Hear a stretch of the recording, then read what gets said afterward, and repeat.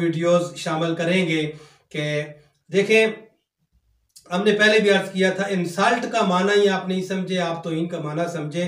توہین وہ ہوتی ہے کہ جو کسی کا مقام ہے آپ اس کے مقام کو گرانا چاہتے ہیں، اس کی شخصیت، اس کے اہلیت کے خلاف کوئی بات کر رہے ہیں اور اس کو گرا رہے ہیں، اس کے مقام کو گرا رہے ہیں، یہ انسلٹ اور توہین ہوتی ہے۔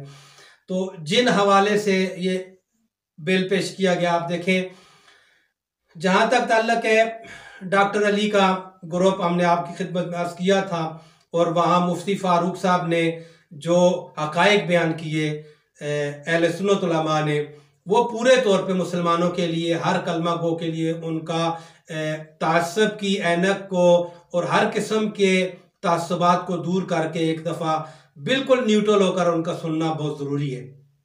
انشاءاللہ ہم کوشش کریں گے اس میں ایڈ کر دیں گے اس کو۔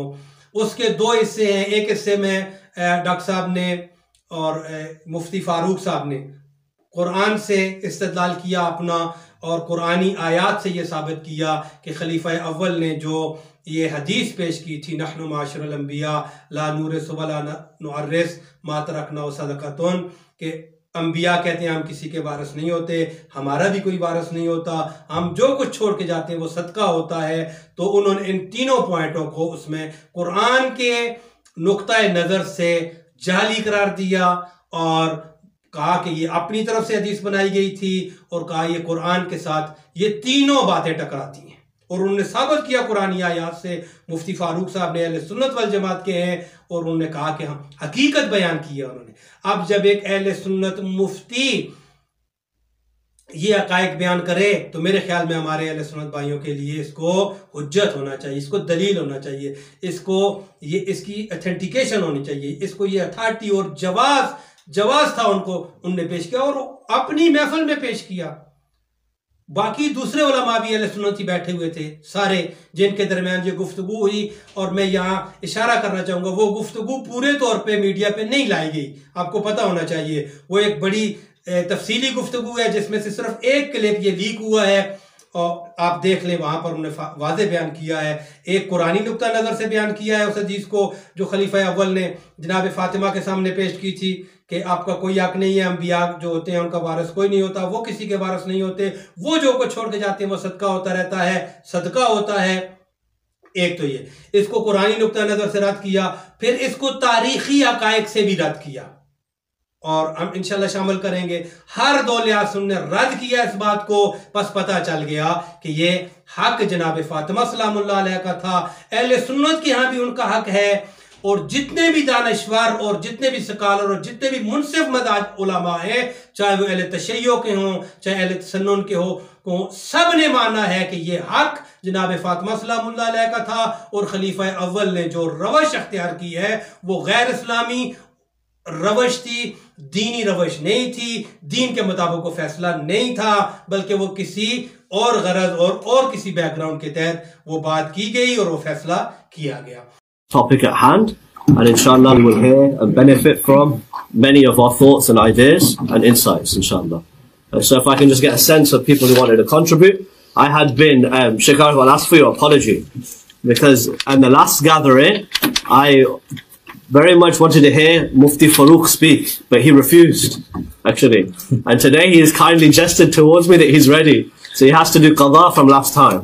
So we will give Mufti Farouk the first opportunity. Please.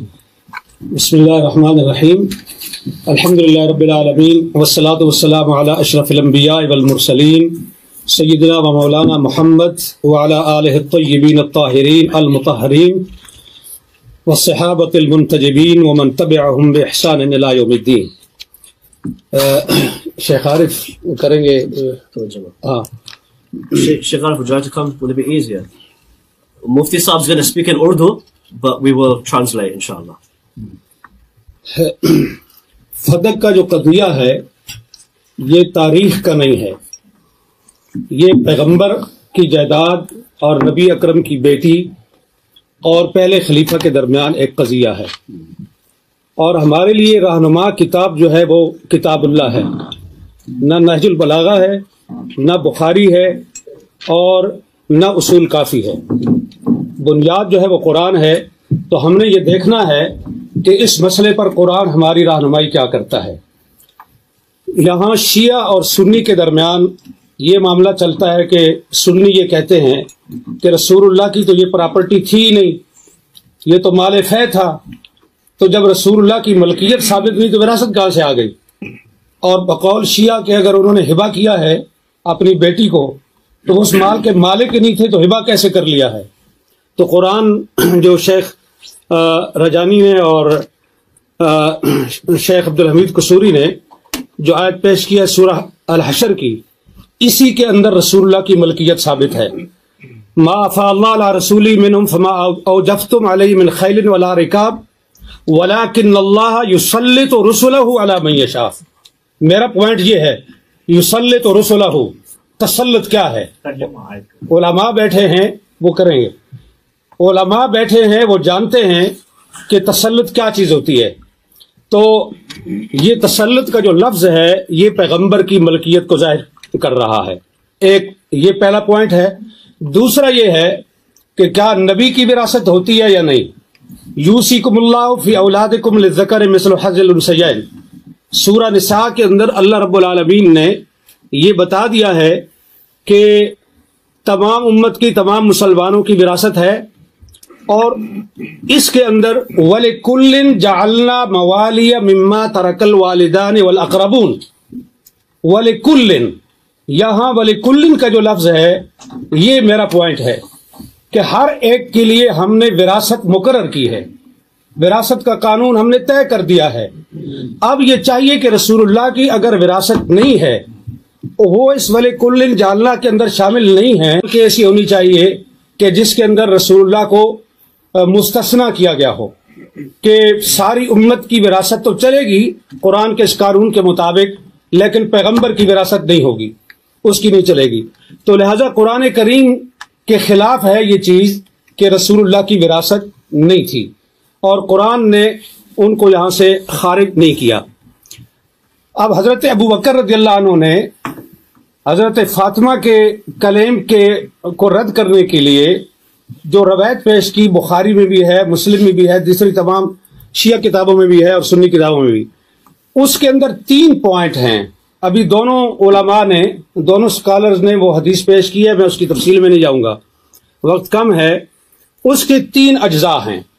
پہلا جز یہ ہے کہ انبیاء کسی کے وارث نہیں ہوتے، یعنی وہ اپنے والدین کی وراثت نہیں لیتے۔ دوسرا پوائنٹ یہ ہے کہ انبیاء کی وراثت نہیں ہوتی، ان کا کوئی رشتہ دار اور ان کے کوئی قریبی جو ہیں عزیز، وہ ان کی وراثت نہیں لے سکتے۔ اور تیسرا پوائنٹ یہ ہے کہ جو کچھ انبیاء چھوڑتے ہیں وہ صدقہ ہے۔ اب یہاں سوال یہ ہے کہ انبیاء کی وراثت نہیں ہوتی، تو رسول اکرم صلی اللہ علیہ وآلہ وسلم نے اپنے والد گرامی حضرت عبداللہ بن عبد المطلب کی وراثت لی ہے۔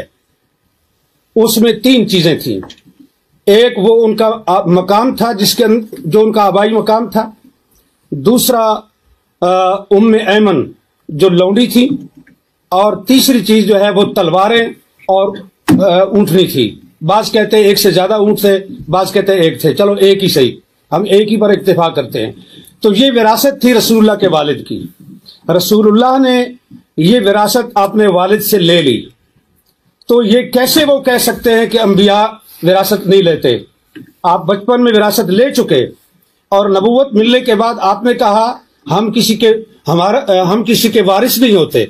یہ دونوں باتیں ایک دوسرے کے متضاد ہیں، یہ قول اور یہ عمل، یہ دونوں ایک دوسرے کے خلاف ہیں۔ تو رسول اللہ نے اپنے والد کی وراثت لی ہے، لہذا یہ بات درست نہیں کہ انبیاء کسی کے وارث نہیں ہوتے۔ دوسری چیز ہے کہ انبیاء کی اولاد جو ہے اس کی کوئی وارث نہیں ہوتی، وہ وارث نہیں ہوتی، تو وہ وارث سلیمان و داؤد۔ اور حضرت زکریا علیہ السلام نے جو کہا کہ انی خفت الموالی من ورائی، یہ علماء کے لیے یہ لفظ جو ہے یہ قابل غور ہے اہل علم کے لیے، کہ حضرت زکریا یہ کہہ رہے ہیں کہ انی خفت الموالی، میں موالی سے ڈرتا ہوں، مجھے ڈر ہے، اس لیے میں تجھ سے مانگ رہا ہوں کہ مجھے ایک وارث چاہیے۔ اب یہاں جو سکالر یہ فرماتے ہیں کہ یہ وراثت علم کی وراثت تھی، نبوت کی وراثت تھی، تو خفت الموالی کو آپ کہاں لے کے جائیں گے؟ کیا حضرت زکریا کو اپنے موالی سے یہ ڈر تھا کہ وہ میرا علم چھین لیں گے، میری نبوت چھین لیں گے؟